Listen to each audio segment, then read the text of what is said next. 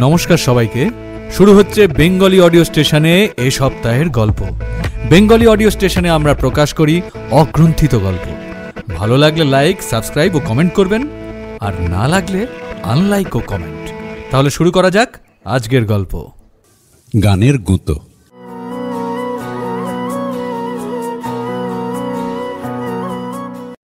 গান সবারই প্রিয়, শুধু চন্দ্রর বাদে। চন্দ্রবৃন্দের চন্দ্রের নাকি গান না পছন্দ। টিভি সাক্ষাৎকারে মজা করেছে ভেবে ফোন করতেই বলল, না দাদা, ব্যাপারটা ঢপ না। নির্বাচিত দু একটা গান ছাড়া গান শোনা নিয়ে আমার অ্যালার্জি আছে। সে কি, কেন? কোনো বিশেষ ঘটনা? তা নয়, আমার গলায় সুনন্দ বা চপলের মতো সুর নেই। পাঁচালি ছাড়া গাইতে পারি না। গাইতে না পারার সাথে গান শোনার সম্পর্ক কোথায়? ওই যে শুনলেই গাইতে ইচ্ছে করে, আর গাইলেই পাড়ার কুকুরগুলো আমার সাথে উ উ উ করে গলা মেলায়। পাশের বাড়ির নন্দখুড়ো বলেন, যুগলবন্দি শুরু হলো। আহা, কি অদ্ভুত সমাপতন! We are in the same boat brother. তবু তুমি পাঁচালি গাইতে পারো, আমার গলায় জাতীয় সঙ্গীত ও বক্তৃতা হয়ে যায়। একদম ঠিক, এজন্যেই আমি তার্কিক বক্তৃতাবাজ হলাম। বাজার ভালো দাদা, ইউটিউব খুললেই আমি। আসলে নান্দনিক কথার প্যারোডি তো সফল বক্তৃতা। নেতাদের দেখে বোঝেন না? তা বটে, প্যারোডির গুরুত্ব অসম্ভব বেশি। ভার্চুয়াল সাইটগুলোতে এখন প্যারোডিরই বাজার। সে কবিতা হোক বা গান, শ্লেষা নয়, শ্লেষ চাই। কিন্তু কিছু কুকুরের লেজ জীবনেও সোজা হয় না। আমিও তাই, গান চাই, গান, তাও অরিজিনাল হতে হবে।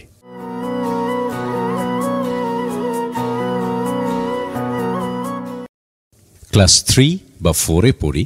মিউজিক ক্লাসে টিচার আমাকে বলতেন, চুপ করে বসে থাকো। জাতীয় সঙ্গীত বাদে কোনো গানে দলে নিতেন না, এমনকি প্রার্থনা সঙ্গীতেও নয়। একদিন প্রিন্সিপাল এলেন সারপ্রাইজ ভিজিটে। আমাকে একা চুপ করে বসে থাকতে দেখে ডাকলেন।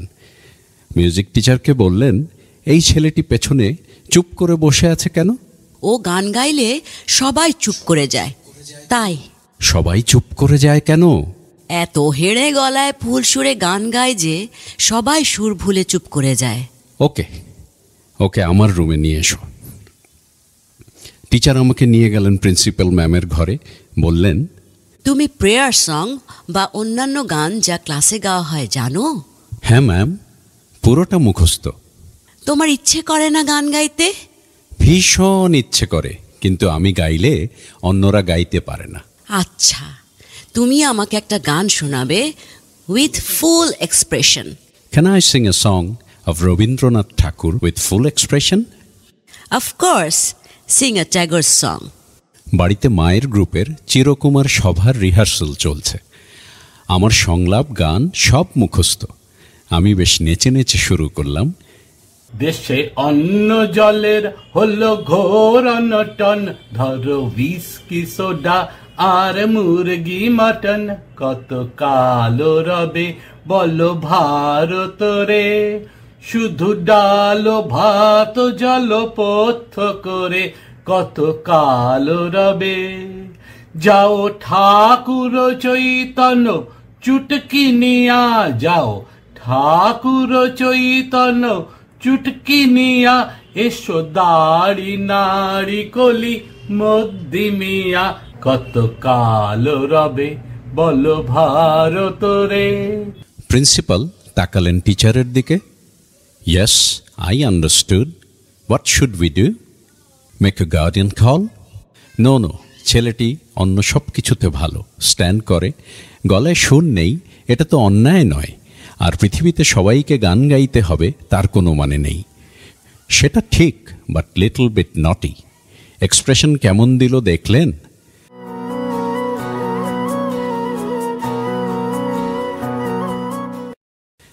হাফ ইয়ারলি পরীক্ষা হলো, আমি 3rd হলাম। এটা আমার চিরকালীন পার্মানেন্ট জায়গা। মা মার্কশিট দেখলেন, মিউজিকে 25-এ 7। আবিষ্কার করলেন যে 14 পেলেই নাকি ফার্স্ট হতাম। সবাই 18-20 পেয়েছে।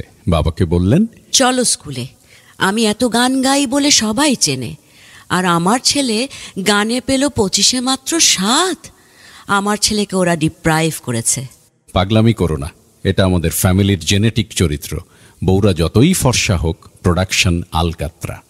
আর মায়েরা যতই ভালো গান করেন না কেন, ছেলেদের গলায় ষাঁড় ঢুকে বসে আছে। উফ, তার মানে তুমি যাবে না? ইম্পসিবল। তোমার ছেলের গান নিয়ে আমি কথাই বলবো না। আম গাছে কাঁঠাল হয়? মা একাই ভয়ানক উত্তেজিত হয়ে স্কুলে গেলেন, আমি জানি না। এসে বোধহয় অভিযোগ করলেন আমার নম্বরের স্বল্পতা নিয়ে।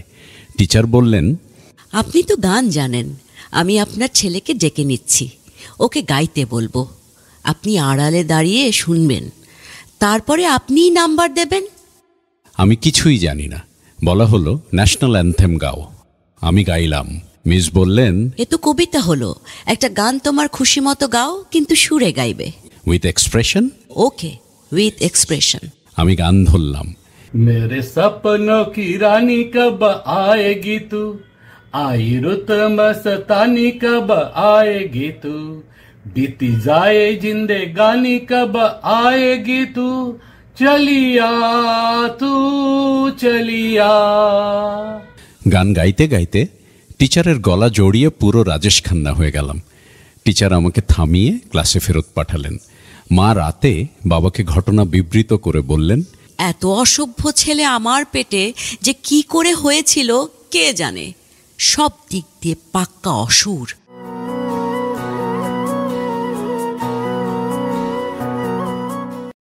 ক্রমে স্কুল ছেড়ে আমি কলেজে। গানের প্রতি আমার প্রেম তখনও দেদীপ্যমান। আলাপ হলো এক তন্নি শ্যামবর্ণা তরুণীর সাথে, ছিপছিপে, তাই নাম দিলাম নেংটি। একদিন বাড়িতে আসতেই মা বললেন, তোর প্রতাপাদিত্য রোডের বান্ধবী এসেছিল।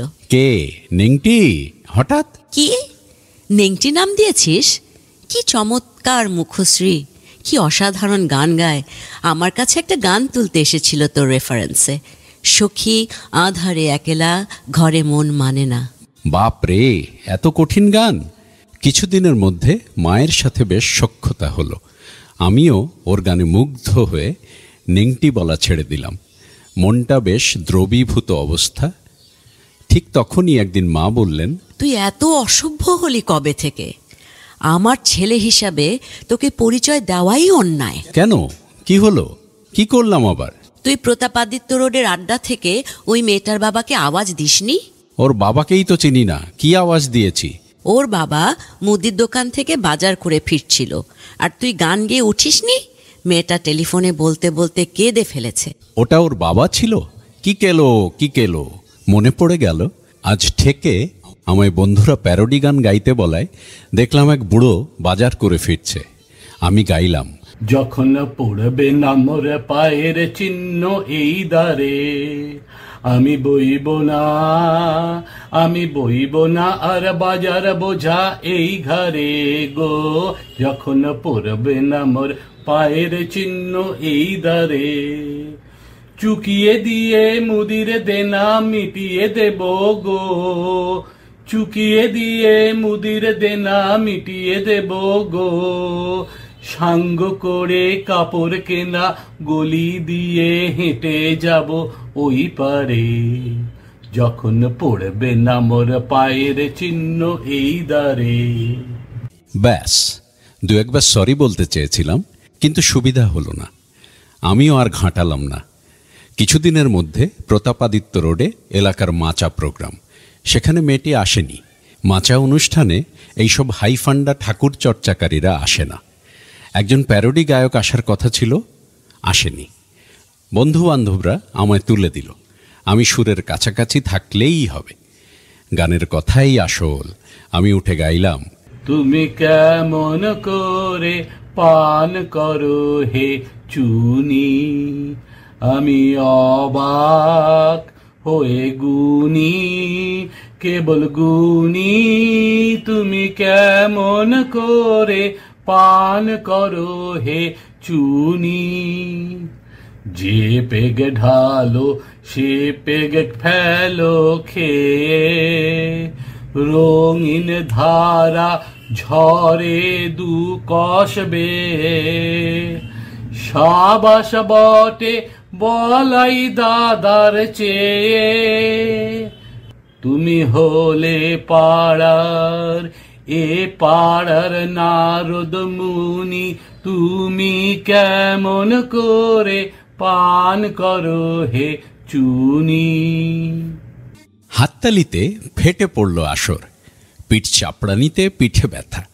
দুদিন বাদে মায়ের আবার ঝংকার, তুই এই মেয়েটার পেছনে লেগে আছিস কেন? আবার কি করলাম? ওই মেয়ের সাথে আমার তারপরে আর দেখাই হয়নি। তুই দুদিন আগে নাকি ওদের পাড়ায় গান গেয়েছিস, তুমি কেমন করে পান করো হে চুনি, তারপরে বলেছিস তুমি হলে পাড়ার নারদ মুনি। হ্যাঁ, তাতে কি? এ তো রবীন্দ্রসঙ্গীতের প্যারোডি। আরে ওর বাবার নাম চুনিলাল দত্ত। উনি পাড়ায় বেরোলে নাকি ছেলেপিলে সবাই ডাকছে নারদ মুনি।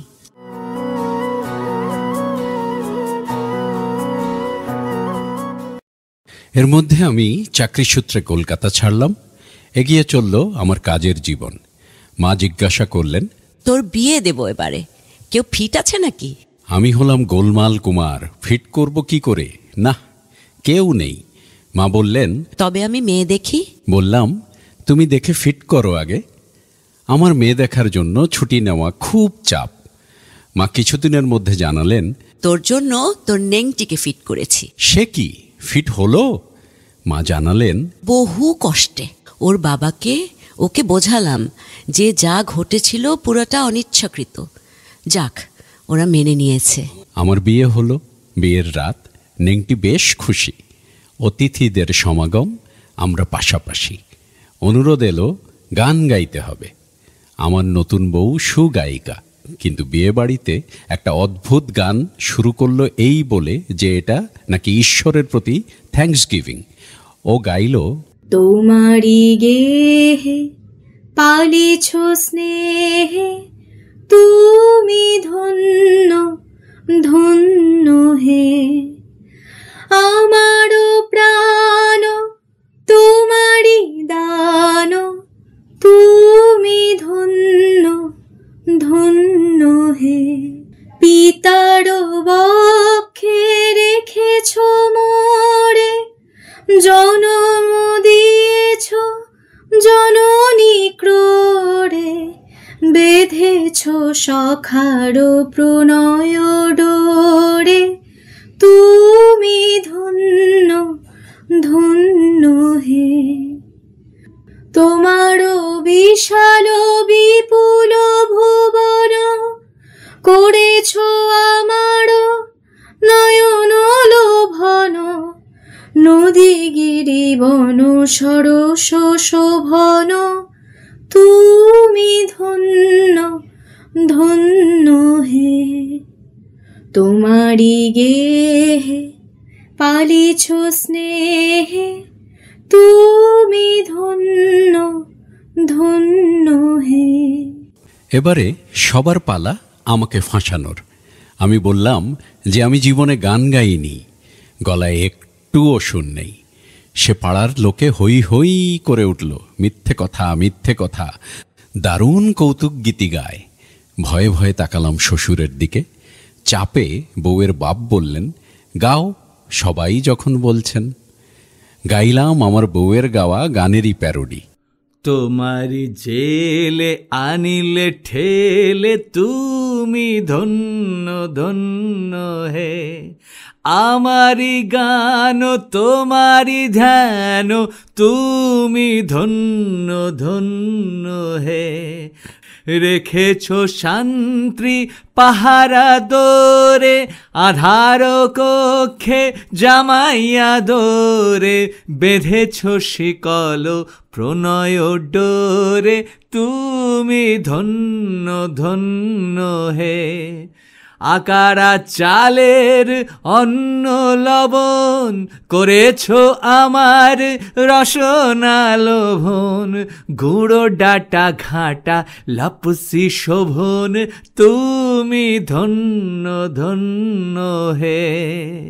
তোমারি জেলে আনিলে ঠেলে, তুমি ধন্য ধন্য হে।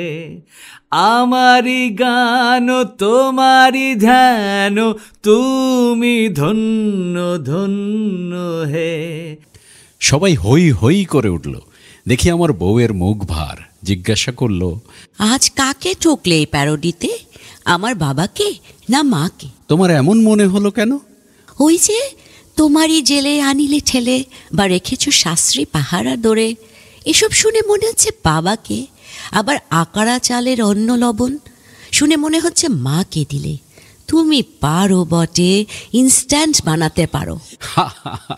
এটা আমার বানানো প্যারোডি নয়। কাজী নজরুল ইসলাম লিখেছিলেন যখন তাকে জেলে পাঠানো হলো, তখন তোমার বাবা মা জন্মাননি। কাহিনী এখানেই শেষ হলে ভালো হতো, কিন্তু হলো না এক অর্বাচীনের জন্যে। এখন আমি কলকাতায়, নেংটি এখন আমার দাপুটে বউ। কেউ কোনো সাথে পাঁচে নেই, প্যারোডিও এখন চলে না। হঠাৎ পুরো বাংলা বেশ নড়ে উঠল। কি ব্যাপার?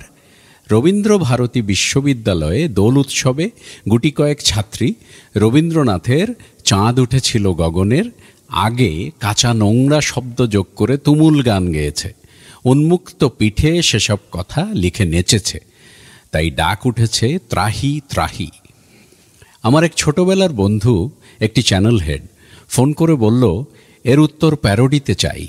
না বললাম না, চাইলাম না হয়তো, বললাম আসছি তোর চ্যানেলে সময় মতো।